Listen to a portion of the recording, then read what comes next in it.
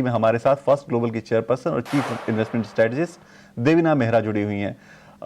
Ma'am good morning, बहुत स्वागत है आपका 18 हाउस स्वदेश पर and it's always a pleasure talking to you. पहला जो सवाल मेरा है वो मार्केट को लेकर आपसे ये है कि तमाम जो हेडविंड्स थे अब वो खत्म हो गए, बजट भी आ गया, जो चीजें आनी थी उसके अंदर आ गई, कुछ चीजें नेगेटिव भी लोगों ने कही, लेकिन ओवरऑल जो है वो बजट भी सेटल हो गया। यूएस के साथ ट्रेड डील का एक तलवार लटका हुआ था हमारे सिर पे, अब वो भी हट गया। जो वॉर्स की सिचुएशन थी पूरी दुनिया में, तमाम जगहों पे वॉर छिड़ी हुई थी, वो भी खत्म हो गई। तो क्या अब जो बचे हुए 10 महीने हैं 2026 के, क्या उम्मीद रखी जाए मार्केट से? क्या ये बहुत शानदार होने वाले हैं मार्केट के लिहाज से? Good morning. सबसे पहले तो मैं ये कहूँ कि एक साल का इंडेक्स प्रोजेक्शन मैंने 30 साल में एक बार भी नहीं दिया, ना जनवरी में ना नए संवत में, क्योंकि वो चीज़ किसी को मालूम नहीं रहती।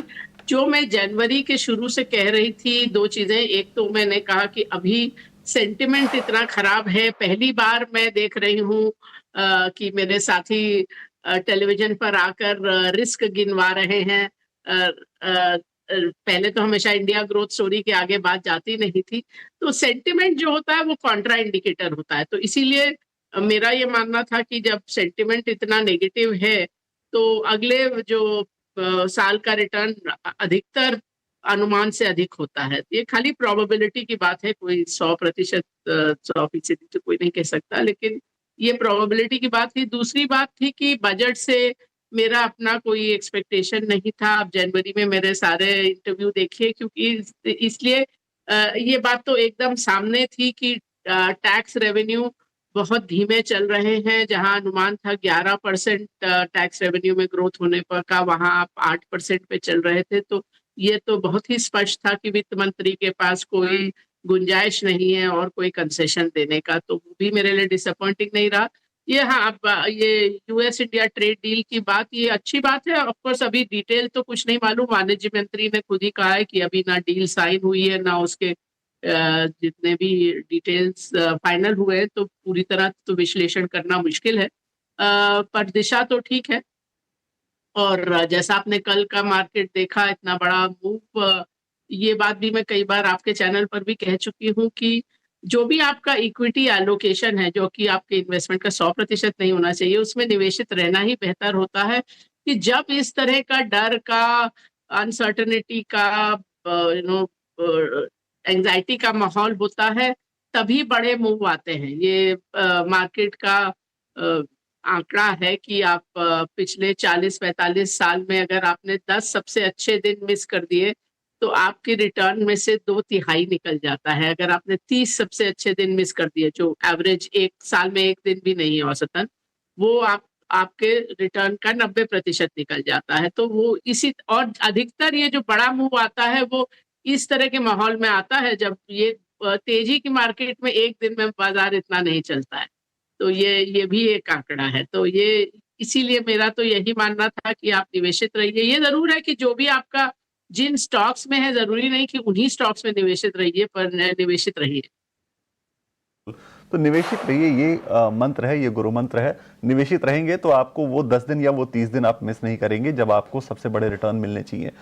मैम, एक कंसर्न जो लोग कहते थे, आपने रिस्क फैक्टर की बात की कि तमाम लोगों ने रिस्क फैक्टर्स गिनाए।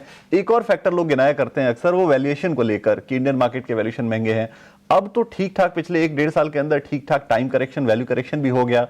तो अब क्या एफआईआईज के हिसाब से, क्योंकि आप कई एफआईआई से भी बात करती होंगी, उनके कॉन्फ्रेंसेस को आप देखती होंगी, तो क्या एफआईआईज के लिहाज से अब वैल्यूएशंस भी, एक परेशानी जो थी वो वैल्यूएशन की, वो भी निकल चुकी है?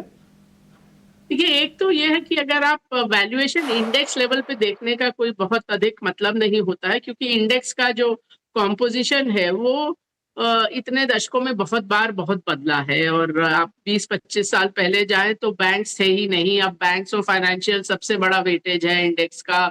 इसी तरह पहले किसी टाइम टेक्सटाइल, पेपर, शिपिंग, ये सब बड़ी इंडस्ट्रीज होती थी जो अब नहीं है। तो वो बदलता रहता है। तो अगर आप सेक्टर बाय सेक्टर देखें तो हमारा पी कोई बहुत हाई लेवल पे नहीं है, काफी जगह औसत से कम है, और एकदम एक्सट्रीम पे तो कहीं भी नहीं है। ये जरूर है कि इस तिमाही में जो अभी निकली है दिसंबर एंडिंग तिमाही, उसमें मेरा मानना था कि नतीजे थोड़े बेहतर आएंगे। नतीजे उतने अच्छे नहीं आए और उसका एक बड़ा कारण है जो लेबर कोड आया है। तो अगर आप उसको थोड़ा ब्रेक डाउन करके देखें तो जो एबिटा और पीबीटी लेवल पे बहुत कम आपको एग्रीगेट ग्रोथ नजर आता है।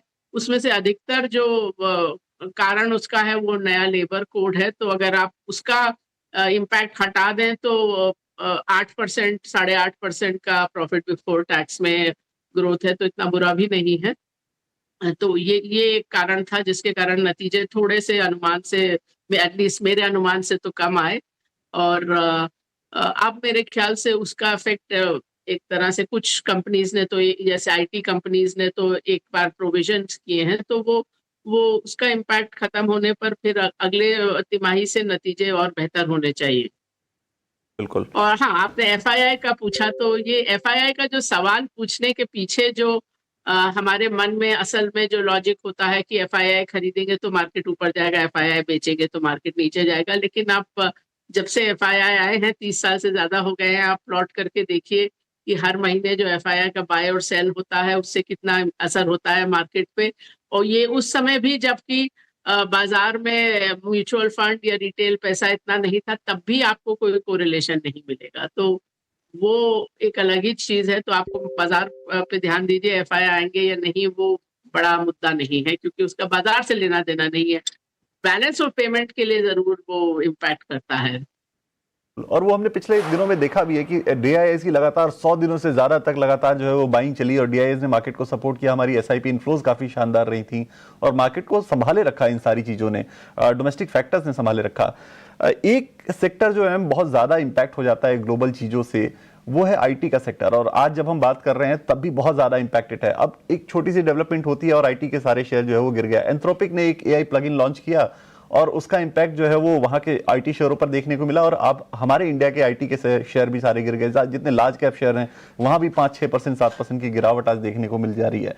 अब मैं ओवरऑल इस सेक्टर के बारे में आपसे समझना चाहता हूं कि इमिग्रेशन को लेकर अभी कोई भी क्लैरिटी हमें मिली नहीं है। ऐसे वक्त में आईटी को लेकर आपका क्या नजरिया है ओवरऑल आईटी सेक्टर पर?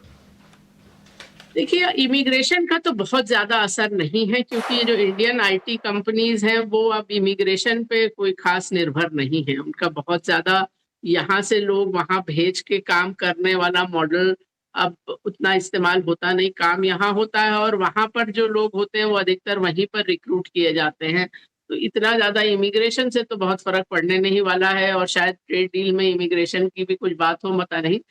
तो इमिग्रेशन तो बहुत बड़ी चीज नहीं है। ये जरूर है कि हाँ, बहुत सारे जो टूल्स आएंगे उनसे अब जो एक तरह से रोजगार देने वाली जो बड़ा इंजन था आईटी, वो आईटी का रोल अब धीरे धीरे कम होता जा रहा है। एटलीस्ट कुछ समय के लिए। हो सकता है कुछ समय बाद फिर वो बढ़े, पर अभी कुछ समय के लिए रोजगार तो उतना नहीं दे पाएंगे। लेकिन ये सब कंपनीज का मैनेजमेंट अपना ये नए स्थिति में अपने को ढाल सकेगा और बिजनेस ला सकेगा, उसमें मुझे बहुत ज्यादा क्वेश्चन मार्क नहीं है, बहुत ज्यादा प्रश्न चिन्ह नहीं है।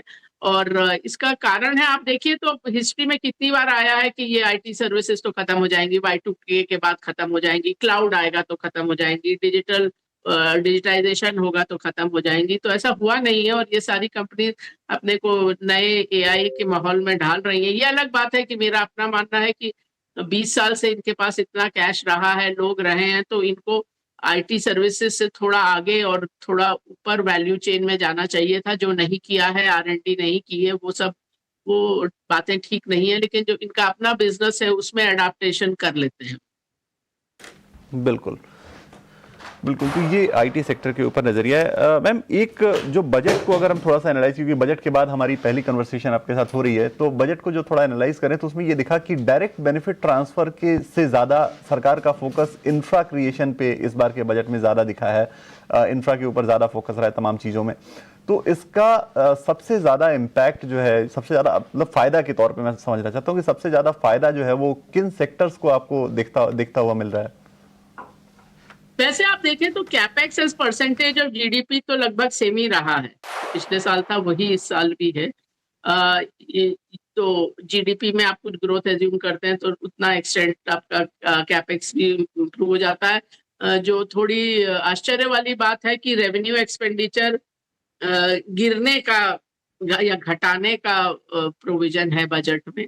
तो लगता है कि अब वो जो इतनी सारी फ्रीबीज दी गई थी शायद उसमें कुछ कटौती हो। अभी मैंने पूरा डिटेल देखा नहीं है कि वो कहाँ से आ रहा है। सो कैपेक्स यस, तो उससे आपका जो यूजुअल कंपनीज होती हैं ये सब, चाहे वो इंजीनियरिंग कंस्ट्रक्शन वाली हो या थोड़ा डिफेंस का हो, सब में थोड़ा तो इम्पैक्ट आएगा। पर मैं हमेशा एक और चीज थोड़ी चेतावनी वाली भी बताना चाहती हूँ कि हम लोग सब सोचते हैं कि गवर्नमेंट का कॉन्ट्रैक्ट मिला तो बहुत ही अच्छी बात है। मैं बैंकर भी रही हूँ और बाद में ऑफ कोर्स इक्विटी एनालिस्ट भी। तो सरकार को सप्लाई करना एक रिस्क भी होता है कि सरकार से पैसा निकलवाना इतना आसान नहीं होता है। और आप किसी भी जो कंपनी जो काफी लंबे समय से चाहे डिफेंस में ही काम कर रही हो, आप उनसे पूछेंगे तो आपको पता लगेगा कि पैसा निकलवाना कितना मुश्किल होता है। और अक्सर सरकारी प्रोजेक्ट्स में ये भी होता है कि एक तो आपको सबसे कम दाम पर वो मिला है, तभी आप लोएस्ट बिडर थे, तभी आपको वो मिला है कॉन्ट्रैक्ट। उसके बाद अक्सर ही उसमें टाइम ओवररन और जितना आपने एस्टिमेट किया था उससे ज्यादा खर्चा होता है, वो सरकार से निकालना मुश्किल होता है। आप जब प्रोजेक्ट दे भी देते हैं सरकार को, उसके बाद सरकार 10-20% पैसा अपने पास रखती है कि सब कुछ ठीक से चला तब आपको देंगे, और वही पैसा आपका मार्जिन होता है और वही पैसा निकलवाना बहुत मुश्किल होता है। तो खाली हेडलाइन की कॉन्ट्रैक्ट मिला उस पर थोड़ा सा आप रुक के भी देखिए कि वो उसका एक्चुअल डायनामिक क्या है, वो कैश फ्लो के लिहाज से कब आता है पैसा। बिल्कुल, और यही वजह है इस जो मार्केट के महारथी हमने ये सेगमेंट रखा है ना, वो इसीलिए रखा है कि ये ब्रेकडाउन आपको समझ में आए कि आपको किन चीज़ों को कैसे रीड करना है। अगर आपको कॉन्ट्रैक्ट का एक फ्लैश दिख रहा है तो आपको कैसे रीड करना है कि उसमें गवर्नमेंट का कॉन्ट्रैक्ट है तो कितना मार्जिन है, ये सब चीज़ें समझने के लिए, और गवर्नमेंट का कॉन्ट्रैक्ट कितना पॉजिटिव होता है ये समझने के लिए। मैम, एक आखिरी सवाल, एक बहुत क्विक सवाल मैं आपसे लेना चाहता हूँ सेक्टर्स के ऊपर कि 2026 को लेकर आप पॉजिटिव हैं काफ़ी, तो कौन से सेक्टर्स इस साल के परफॉर्मर हो सकते हैं, सबसे ज्यादा आगे चल सकते हैं, इस साल को लीड कर सकते हैं? देखिए, हम हर तिमाही पे एक बार फिर से देखते हैं क्योंकि कई बार तिमाही में कुछ फंडामेंटल चेंज होते हैं, कई बार प्राइस एक्शन भी ऐसा होता है कि आप फिर से सोचते हैं कि अब और चलेगा या यहाँ हो गया बहुत। अभी हम लोग रीबैलेंस कर रहे हैं अपना पोर्टफोलियो, बट उस अभी जहां हम लोग पिछले 2 साल से ओवरवेट रहे हैं वो ऑटो कंपोनेंट्स और बाद में ऑटोज भी और फार्मा हेल्थ केयर, सो वहां पर हमारा ओवरवेट बना हुआ है। केमिकल्स, कैपिटल गुड्स में पर्टिकुलर स्टॉक्स लिए हैं। बैंकिंग में ओवरवेट तो नहीं है, लेकिन नॉर्मली हमारा बैंकिंग वेट बहुत कम होता है, उतना कम नहीं है। और पिछले साल में हमने ऐड किया है बैंकिंग में, तो अभी ब्रॉडली वहां पे है। ऑयल मार्केटिंग कंपनीज और मेटल्स में थोड़ा एडिशन किया था पिछले रीबैलेंस में। सो ये ब्रॉडली ये हमारा अभी का है स्थिति। बट जैसे मैं कहती हूँ कि कोई भी कहानी अपने दिमाग में बनाकर उससे शादी नहीं कर लेनी चाहिए। तो हमेशा बाजार को दोबारा दोबारा देखते रहिए कि आंकड़े क्या बदले हैं उस सेक्टर के या उस कंपनी के। बिल्कुल बिल्कुल, ये बिल्कुल सटीक राय है कि आप किसी भी एक आइडिया पर अपने सिर्फ जो है वो लगातार अपने आप को स्टिक ना कर लें, लगातार रिव्यू करते रहें, 3 महीने में देखते रहें कि कहाँ पे चेंजेस हो रहे हैं। बहुत शुक्रिया मैम आज जुड़ने के लिए और ईटी नाउ स्वदेश पर हमारे व्यूअर्स को तमाम चीज़ें बताने के लिए बहुत शुक्रिया आपका।